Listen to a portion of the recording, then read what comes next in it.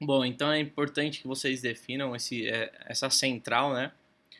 Ou esse centro de operações que precisa ser verificada toda a infraestrutura, sua segurança, enfim, para que as coisas caminhem dentro de uma normalidade.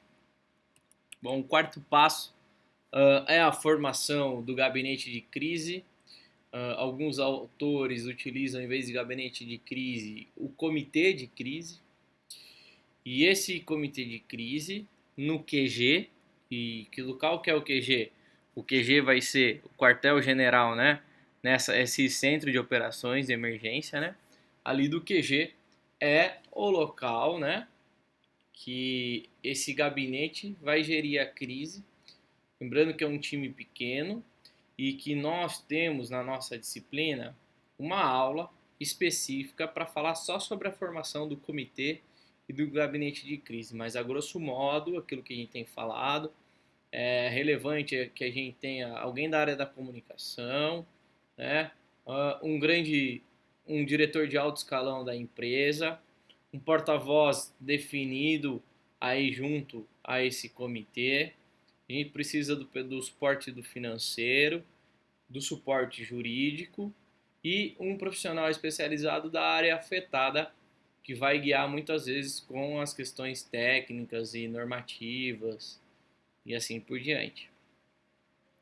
Depois é importante que eu defina a responsabilidade e atribuições desses membros no momento de crise. Porque pode ser que no momento de crise o meu diretor financeiro não é quem vai cuidar das finanças, e sim pode ser que ele seja o presidente do comitê de crise. E eu precisaria de outro profissional, né, de outro trabalhador para cuidar disso. Além dessa questão que João José Forne traz, que é extremamente interessante, são equipes suplementares. Então eu preciso de algo específico para entender de tecnologia, enfim, eu preciso estar apto a contratar ou a chamar essa outra equipe da minha empresa para que dê esse suporte. Uma questão interessante é que quando você está montando o plano, você precisa ter as pessoas reservas ou suplentes. Então, aqui em São Paulo, né, o responsável pela contingência, o Davi Wip, né, foi diagnosticado positivo o Covid-19. Ele se afasta. Quem é o suplente dele? Esse suplente já tem que estar participando há um bom tempo para continuar na mesma sintonia e no mesmo empenho, no sentido que as diretrizes descritas nesta atribuição elas sejam cumpridas. Depois de João José Forne fala sobre essa questão de cenários, né? E o quanto de fato é importante a gente eleger e escolher os piores 2 ou 3 cenários que essa organização pode passar, né?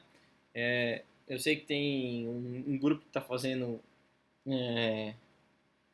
para a questão educacional, né? E a educação infantil. Então, imaginem, né? Uma questão de estupro dentro da escola, né? Então, você simular como a organização deve se comportar em um momento como esse é extremamente importante. E sempre quando você tem esse cenário que envolve funcionários ou envolve alunos, você afasta o funcionário, afasta o aluno, e aí quando de fato for resolvido, aí você consegue saber se o afastamento tem um retorno ou se vai ser definitivo, mas extremamente importante, no mínimo uma vez por ano. Ainda João José Forne acha que uma questão semestral se faz importante de se viabilizar nesse sentido. Depois, pessoal, é desenvolver um manual de gerenciamento de crises. Esse manual deve ter alguns documentos práticos e objetivos, né? Principalmente com informações pertinentes da empresa, né? Então, quais os pontos vulneráveis, como gira a economia dessa minha empresa, quem de fato são as pessoas que eu preciso me relacionar. Então é extremamente importante esse documento prático, né? Com as diretrizes organizacionais, né?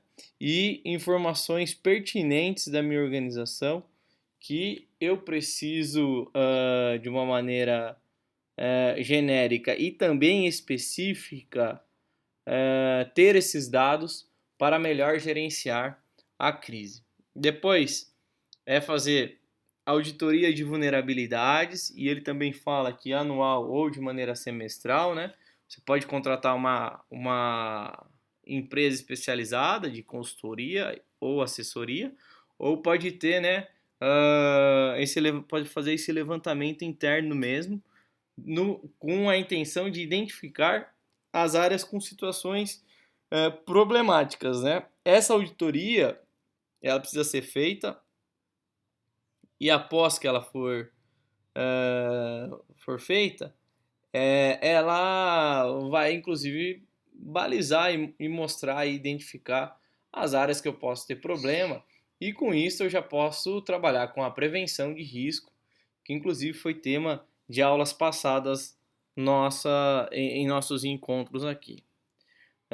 Eu detalhar recursos financeiros e conscientizar a organização que eu preciso de budget, que eu preciso fazer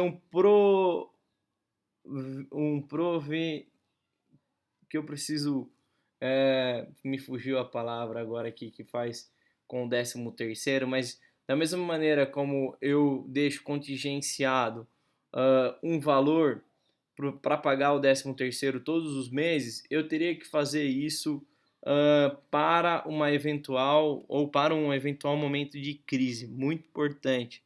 Recursos materiais e humanos, né? Qual é a equipe que eu tenho, né? Qual é a infraestrutura que me pode dar suporte nesse momento? Eu tive que trabalhar por esses dias, né, na Câmara Municipal, e eu vejo aqui no município de Sorocaba um ambiente onde a prefeita e mais 2 ou 3 secretários estão sozinhos, né? Porque todas as outras equipes de suporte ou estão com sintomas, ou estão pensando na eleição, no momento político e outras responsabilidades que, caso existisse um plano de crise, você poderia cobrar em cima da atribuição daquele cargo para que a pessoa tomasse as devidas providências. Aqui é importante eu ter também orçamentos já previstos de viagens. Então, assim, o que eu poderia ter gastos para eu saber o quanto que eu tenho também que provisionar do meu orçamento para que em algum momento eu tenha que gastar, mas quanto? Então, pensar em material de divulgação, em treinamentos, simulações, né, em viagens e assim por diante. Dando continuidade, procedimentos e alternativas de comunicados para cada cenário. Tanto os internos, não é invernos aí, o corretor, perdão, é internos e externos, né? Deixar modelos de notas prontas e aprovada, inclusive aprovada pelo meu jurídico, para que eu não tenha um problema maior. Então é importante a gente ter modelos de provas, mas nossa, professor, vou fazer provas no quê? Em cima do que eu estou simulando como crise, ou aquilo que eu vejo como crises, piores crises que a minha organização pode passar. Né? Então o que eu vou simular lá, aqui eu tenho que deixar prontas essas notas, né? Pensando já que esse contato tem que ser um tanto quanto rápido e assim por diante. Bom, porta-vozes nem se fala, vocês estão tendo uma disciplina que discute exatamente a relevância, né? Então, aquilo que eu falei para vocês, não necessariamente precisa ser um grande diretor, pode ser o RP que cumpra esse papel, pode ser o RP, mas precisa estar preparado, bem informado, passe seriedade, tem que transmitir segurança e credibilidade. As pessoas precisam acreditar, por mais que o porta-voz não tenha todas as respostas naquele momento, ele precisa estar preparado e não pode passar em nenhum momento insegurança na nossa fala, e para isso tem que ter treino. Tem que ter treino e muito treino, porque na hora que vem a multidão da mídia para cima, com dezenas de microfones na sua frente, se você não tiver treinado, simulado e preparado para isso, a voz sai trêmula, você se apequena naquele momento, enfim. São diversas situações que podem acontecer ali que o seu corpo vai falar e às vezes é um olhar e também você não pode se desestabilizar naquele momento. Então tem que ter muita calma, paciência para com as perguntas dos nossos colegas jornalistas e assim por diante. Uma vez por ano organizar uma crise simulada e aí é organizar mesmo para que inclusive tenha conclusões para que a gente observe as falhas e sugira correções daquilo que deu certo e daquilo que deu errado, mas eu não vou corrigir na hora. Isso eu vou passar, né, para a minha equipe de crise, para o meu gabinete de crise, fomentar o que deve ser ajustado ou não nesse momento. Internet, criar de maneira antecipada endereços alternativos do site, né, WhatsApp, outros canais, né, e de fluxos, né, e de comunicação, como é que de fato eu vou conseguir falar com todos os meus públicos e interesses, né? Qual é o meu canal B, né, qual é o meio alternativo que eu tenho? E aí, quando a gente fala de internet, sempre é bom você ter um B, porque suas contas podem ser invadidas e você precisa de outro canal, né? E esse canal vai precisar dialogar, mas a gente está falando de uma instituição financeira aqui, né? Enfim, como é que eu deixo de dar suporte online de um banco? Ou esses bancos que não têm agência, né? Essa nova modalidade. Ou se o meu app do Uber para por alguma questão, eu tenho que ter uma plataforma B pronta que eu consiga colocar a conexão dessa plataforma B para fazer as devidas manutenções na plataforma A. Call center, extremamente importante. Hoje a gente vive um momento sufocado. Nós temos os boletins informativos todos os dias, diário, ok? Isso precisa ser feito, faz parte da comunicação. Mas call center, para que a população ligue hoje, se possível, no 0800. Olha, meu filho está com sintomas assim, brincou com o colega na rua e tal, tal, tal. O que que eu faço? É extremamente importante esse suporte de call center. E sem dizer que no momento de pandemia, hoje a gente já deveria ter um serviço semelhante com o do CVV, né?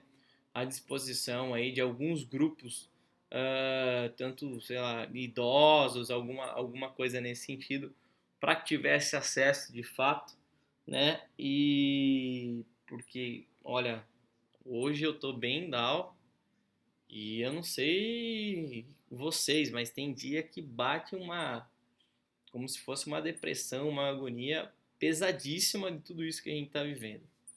Pesadíssima mesmo. Bom, dando continuidade, a gente vai para os últimos 3 tópicos, né? É importante aí os protocolos de comunicação. Então, quais são os fluxos de informações que recebem e processam informações sobre a crise na organização? Preciso ter todos os nomes e contatos, né, no plano de crise, endereços, telefones, qual é o tipo de contato que consigo falar com aquela pessoa. Eu posso fazer aquele efeito cascata do o João liga para o Pedro liga para o Lucas liga para o Bruno, né? Telefone sem fio, isso pode facilitar e dar uma agilidade, mas precisa de treinamento, né? Eles chamam de cadeia, né? Quando você aciona essa cadeia é obrigada a se mobilizar de maneira muito rápida. Como eu falei em sala já na maçonaria, isso chama-se quadrante, também tem e funciona muito bem. Só que aquilo, todos os empregados precisam saber que nesse momento precisa ter o sigilo da informação e a credibilidade da informação ela precisa chegar de maneira íntegra, né? Quando eu falo aí que a gente precisa fazer treinamentos, enfim, é importante falar que o funcionário, o colaborador, também tem a sua responsabilidade em tudo isso. Depois eu vou para os stakeholders, e aí eu preciso de fato ter, isso inclusive vocês estão desenvolvendo, ter relacionado todos os públicos de interesse da organização, né? Então, empregados, acionistas, clientes, fornecedores, parlamentares, sindicatos, mídias, autoridades policiais, defesa civil e assim por diante, né? E eu preciso uma atenção mais do que especial, né? Para com a imprensa, eu preciso de um mailing atualizado. Esse mailing deve ser atualizado em 6 meses, porque as redações se alteram. Então é muito importante que isso esteja pronto no momento de crise. E método de comunicação das ações, cada grupo de stakeholders ou cada público que eu quero dialogar, ele deve ter eu preciso ter uma relação de e-mails, de SMS, de WhatsApp, de telefones e outros dados que são importantes para que eu possa lidar com a questão da crise, né, e para que a comunicação flua nesse momento tão importante e assim por diante. Bom, então para fechar o nosso encontro de hoje, a nossa aula, eu vou falar para vocês que gestão de crise significa um conjunto de ações voltadas para evitar crise ou reduzir os danos causados à organização. O fato de nunca ter enfrentado uma crise grave e de ninguém na empresa se preocupar com o tema poderá levar a organização a desenhar planos de crise, e isso é importantíssimo, esse desenho que a gente fez hoje, e que esses slides fiquem para vocês como um grande roteiro mesmo, futuro, inclusive na profissão. Planejar para administrar riscos e crises é a chave de sobrevivência corporativa. As empresas não planejam nem se preparam para as crises e evitam, inclusive, discutir. Então, elas evitam discutir porque muitas das vezes elas se acham autossuficientes e agem com arrogância. E para finalizar, o plano de crise deve ser simples e flexível, realista, sem sofisticação, construído em equipe e de amplo conhecimento da organização. Não dá para ser mais como se fosse um manual da comunicação, né, que é bonito no papel e as coisas não se concretizam. Então é importante que toda a organização coloque em prática. Espero que vocês tenham gostado, tenham uma boa noite, um abraço. Eu estou à disposição aqui online, atendendo as agências. Espero que vocês também cumpram com as nossas tarefas, que nada mais são do que o acordado da entrega daqueles capítulos do trabalho que vocês estão desenvolvendo. Muito obrigado, um forte abraço e até o nosso próximo encontro.